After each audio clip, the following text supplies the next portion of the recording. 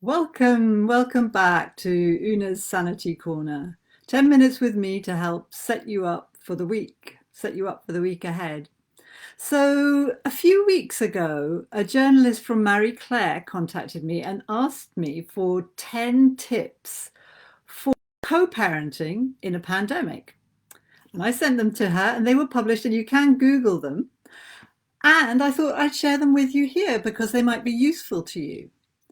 And these tips will be useful, will be really helpful if you're co-parenting right now. So if your child is traveling between homes, between your home and your ex's home, and also if you're going through any kind of stressful period with your child, or in particular if there might be some kind of separation coming up, like a hospital visit, or any time when you might be apart from your child. Okay, so I'm going to dive in now with the first tip for co-parenting in a pandemic. So the first one is this: trust your child. So not to underestimate what children are having to go through now, because it is tough with their whole routines being disrupted and everything. But trust your child to be able to cope. Believe in their ability, because this is just so empowering when we believe in their ability, because it gives them the message that they are capable, that they can cope, that they will overcome, that they will be resilient. So it's a way of supporting your child if you trust them to cope with any difficulties they may be facing with traveling between households.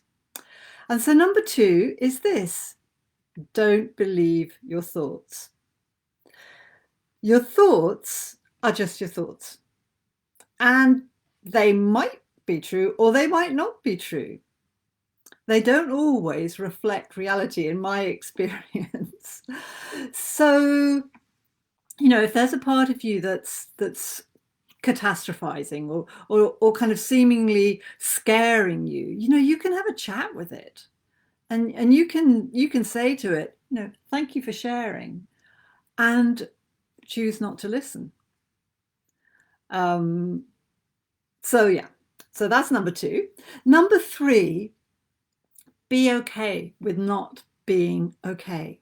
All of us are under tremendous strain and pressure at the moment, and there are going to be times when we're not going to feel okay.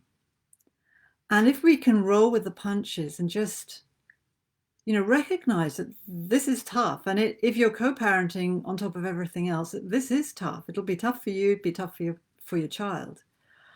And just recognize that it's okay, if we're not okay for a while. I remember when my son went to visit his father earlier on in this lockdown, I felt a bit bereft for a while, and the thing was, what I didn't do and tried consciously not to do was to tell myself off for that, for feeling bad, for feeling low. I didn't tell me, you should be positive, you should be feeling okay, you're perfectly fine.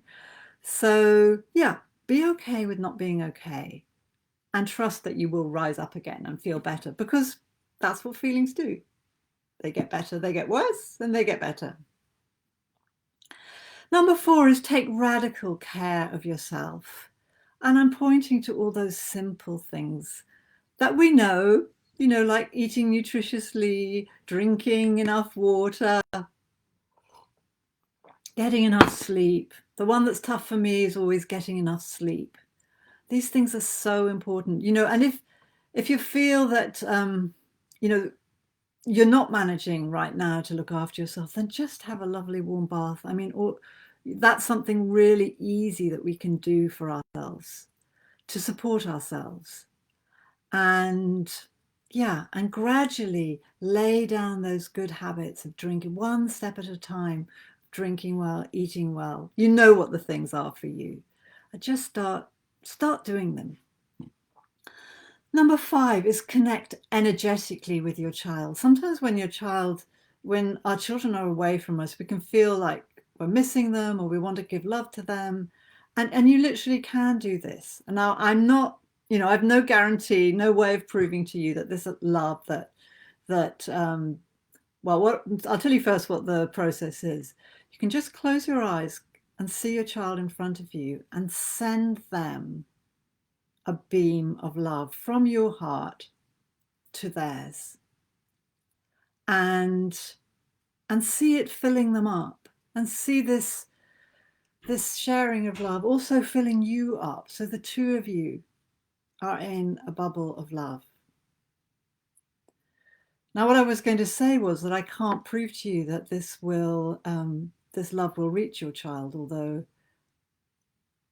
I have experience of these things really, reaching other people. But it will make you feel better. There's nothing like love to help us feel better, and we don't need to wait for it to come from another person. We can create it. We can create it from ourselves. We have endless sources of love within ourselves. So I recommend a process like that. And number 6 is, all of us, when we get back together with our children, we'll hope for a joyful reunion, be looking forward to it. But, it's not always going to be like that. Your child may have difficulty transitioning from one parent to the other. They may be grumpy because you've been away from them. And what I recommend is just allowing them to feel all those feelings, and just make space for them and empathize with their feelings. It really is natural. It really is very common, if that's happening for you, that when a child comes back to comes back and is transitioning back to being with another parent, that they aren't in their best, they aren't their best selves, they aren't in best form. So it helps if we kind of just let that be, allow that to be there, and it helps them transition through it easier. Number 7 is make things easy for yourself. If you're co-parenting right now and there's a pandemic, and there are times when you're homeschooling and maybe you're working as well, this is tough. So make things easy in little ways.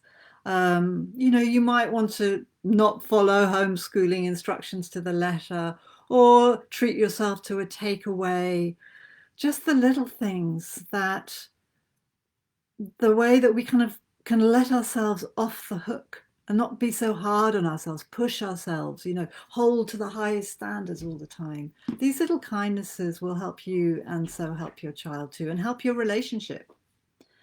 So number 8 is, if things go pear-shaped, repair. Like, we parents are not perfect. We're not meant to be perfect. I'm not perfect. You're not perfect. None of us are perfect. And things will go wrong sometimes. We may shout or lose our temper or whatever. And just know that you can always repair. And that's the difference between, a healthy relationship and your child's opportunity to create a secure attachment with you, and not, is the repair.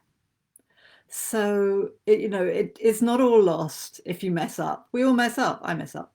So, but know that you can repair and apologize, and regret, you express that regret that you miss an opportunity to be kind. So simple as that.